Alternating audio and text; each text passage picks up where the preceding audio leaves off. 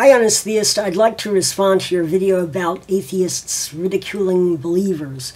Now, I'm probably not the best person to respond to your video because, while I'm certainly not a theist, I don't consider myself an atheist either. But I'll give it a go anyway. The atheist community ridicule anyone with religious faith, comparing their belief in God to belief in Santa Claus or the Tooth Fairy. Ridicule is not a line of reasoning.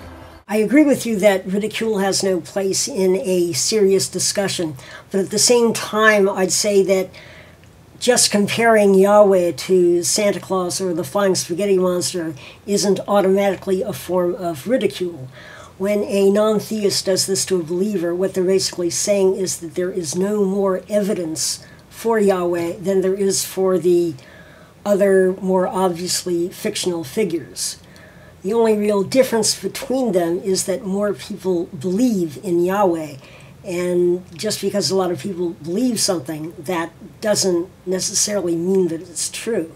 I struggle to understand why belief in an intelligence besides our own is such a ridiculous concept. I think anyone who's truly intellectually honest has to admit that the idea of another intelligence is not ridiculous. It is a perfectly reasonable proposition. But I would just like to ask the atheist community to clarify their position to me, to help explain to me why the belief in another being is so far-fetched to you. I mean, we are intellectual beings, so we know intellectual beings can exist. So why cannot another intellectual being that created the universe exist? I certainly have no problem with the idea of an intellectual being that created the universe. But you are advocating a very specific kind of intellectual being with very specific properties. One who demands a blood sacrifice in the form of a savior. One who punishes people eternally for transient transgressions.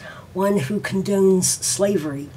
In other words, a figure who very much seems to be the product of an Iron Age mentality. If a intelligent creator did exist, I very much doubt that it would have the attributes that the Bible ascribes to Yahweh.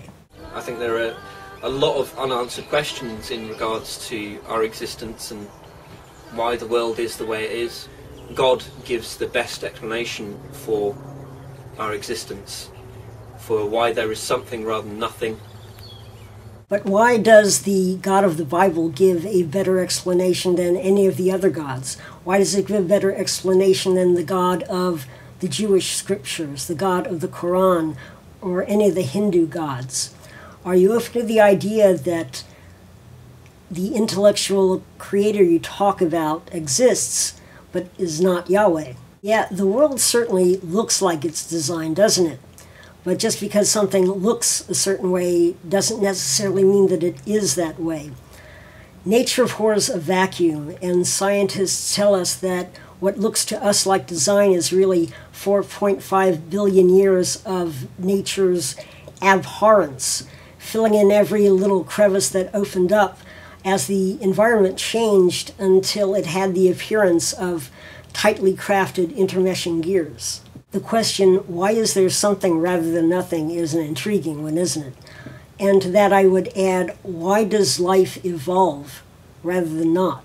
Why does life have that, for lack of a better word, instinct?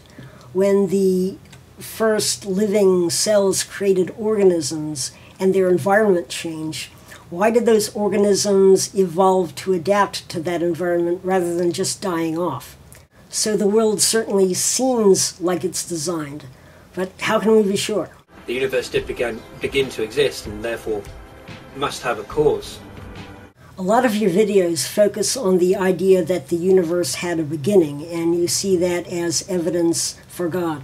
If by the universe beginning you mean the universe the way it looks today, then yes, it did have a beginning at the Big Bang. The universe is composed of matter, and matter is composed of mass energy, the building blocks of matter.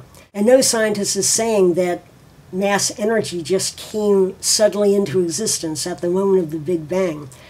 Scientists think that it existed in another form, or many forms, before the Big Bang. To look at this issue a bit more, I'd like to play a clip from a video by the YouTube user somecomputergeek. Einstein showed that time and space are manifestations of the same thing, space-time. He also showed that all matter is a manifestation of energy. Energy can be converted to matter, and vice versa. While space-time may be finite, as space-time is thought to have had a beginning at the Big Bang, it is different when we're talking about matter, because matter is a manifestation of energy. The question then becomes, did energy have a beginning? I personally cannot have enough faith in the human mind to know for sure that God does not exist. Let's say that God did exist and wanted to communicate with us lowly mortals. How would we apprehend such communication? Ultimately, with our minds. If, in your view, our minds are so limited that they can't answer the question of whether God exists or not, how do you know that our minds are powerful enough to comprehend and understand such a grand being? Or, if you think our minds are so limited, how do you know that belief in God isn't one of those limitations? Oh well, those are some of my thoughts after watching your video. I hope you got something out of them.